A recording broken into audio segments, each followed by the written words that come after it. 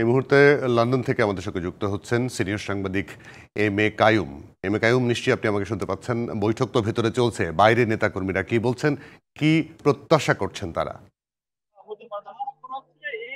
হ্যাঁ জুয়েল, আমি আগেই বলেছি বিএনপির ভারপ্রাপ্ত চেয়ারম্যান তারেক রহমান আজকে 8:52 ওনার কিংস্টনের বাসা থেকে 1 ঘন্টা আগে রওনা দেয়। 8:52 কিংস্টনের বাসা থেকে রওনা দিয়ে 52 হোটেলে প্রবেশ করেছেন। এরপরে 9টায় মিটিং শুরু হয়েছে।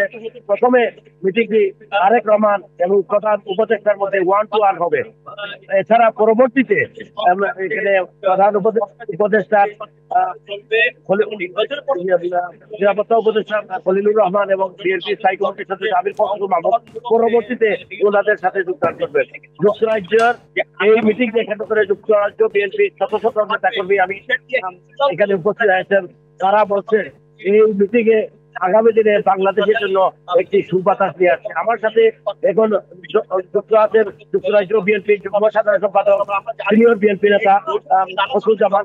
আপনি ফজলুজ্জামান, এই মিটিং থেকে কি প্রত্যাশা করছেন? আমরা আসলে খুবই প্রত্যাশা, আপনারা খুবই উদ্যোগ বসে আছেন এই নিউজ জানার জন্য। আমরাও এখানে বলতে সকাল 7টা থেকে বাঙালি কমিউনিটি বিভিন্ন কমিউনিটির লোকজন আসছে, যেহেতু আজকে এই হোটেলের মধ্যে কি প্রত্যাশা করেন? আজকে এই মিটিং অনেক সাকসেসফুল মিটিং হবে, যেটা আগামী বাংলাদেশ কেমন হবে এই মিটিং থেকে বোঝা যাবে। আমরা আশা করি এটা ফলপ্রসূ মিটিং হবে। আপনি খুব সংক্ষিপ্ত বলবেন কি প্রত্যাশা করেন? ভেরি ব্রিফলি আমরা লাইভে। ধন্যবাদ। বাংলাদেশের আশা আকাঙ্ক্ষার প্রতীক জনাব তারেক রহমান ইতিমধ্যেই আমাদের অর্জিত ফসল এই যে অন্তর্বর্তীকালীন সরকারের প্রধানের আমন্ত্রণে আজকে উপস্থিত হয়েছেন। এটি একটি ঐতিহাসিক মিটিং, এটি একটি মাইল ফলক হয়ে থাকবে জাতীয় জীবনে। আপনারা কি চান মিটিং থেকে আউটকাম? বাংলাদেশ যাতে 21 দফার আদলে একটি সুস্থ নিরপেক্ষ নির্বাচনের মাধ্যমে জাতি একটি নির্বাচিত সরকার পাবে এবং সেই আদলে ফ্যাসিস্ট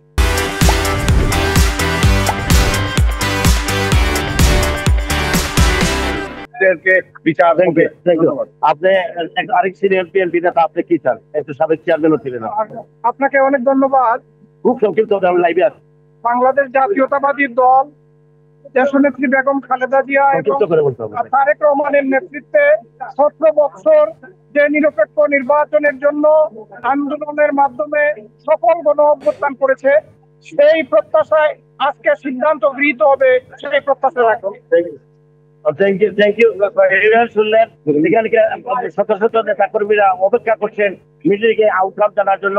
আমাদের বাংলাদেশ হাই কমিশনের পক্ষ থেকে সাংবাদিকদের কিছুক্ষণের মধ্যেই হোটেলের ভিতরে নিয়ে ঢুকানো হবে এবং মিটিং এর আউটকাম আমাদের প্রধান উপদেষ্টার প্রেস সেক্রেটারি এবং বিএনপির একজন প্রতিনিধি হয়তো থাকবেন, আউটকাম জানাবেন। কিছুক্ষণের মধ্যে হয়তো আমরা আধা ঘন্টার মধ্যে 20 থেকে আধা ঘন্টার মধ্যে আমরা সাংবাদিকরা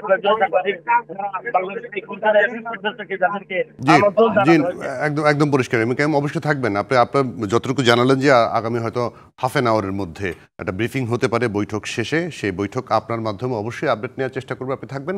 আপনাকে অনেক ধন্যবাদ আমাদের সঙ্গে যুক্ত হওয়ার জন্য।